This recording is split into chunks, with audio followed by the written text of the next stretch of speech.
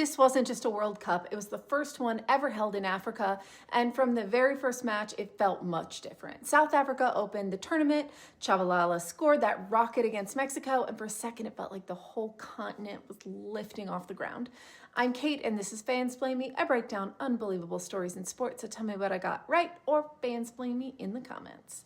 What people remember about the 2010 World Cup is the feeling.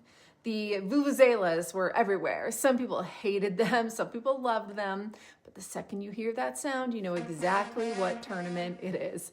And the music helped too. Shakira's Waka Waka became the official song, while Wavin Flag became the other song everyone still connects to that summer. But the football itself was weird.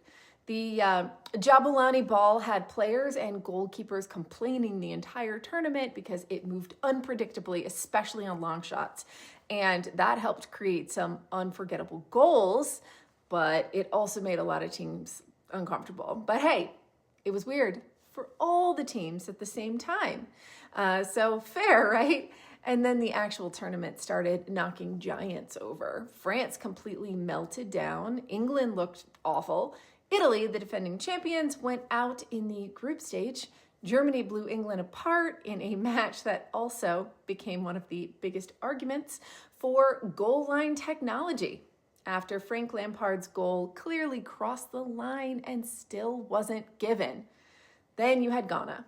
That was the part that made this World Cup feel bigger than football.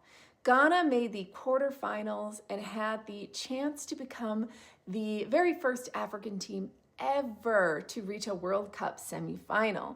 And then came that Luis Suarez handball on the goal line in the final minute of extra time. He got sent off, Ghana got the penalty, Gyan hit the bar, and an entire continent's dream basically snapped in one moment.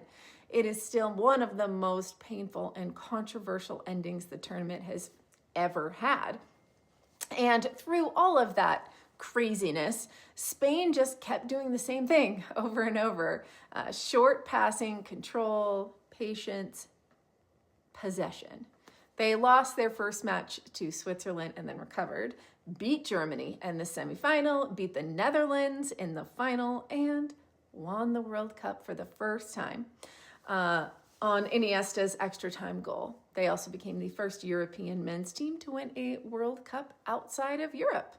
Yeah, so that's why the jersey that I am wearing matters, and not because South Africa won.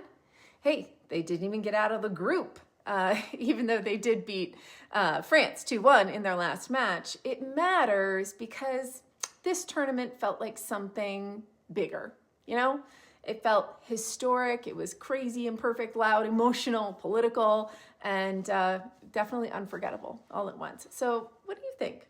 Was 2010 actually a great World Cup because of the football? Or was it really because it felt like the whole world was watching something new, completely new? And most importantly, did you like the vuvuzelas? Or did they drive you nuts?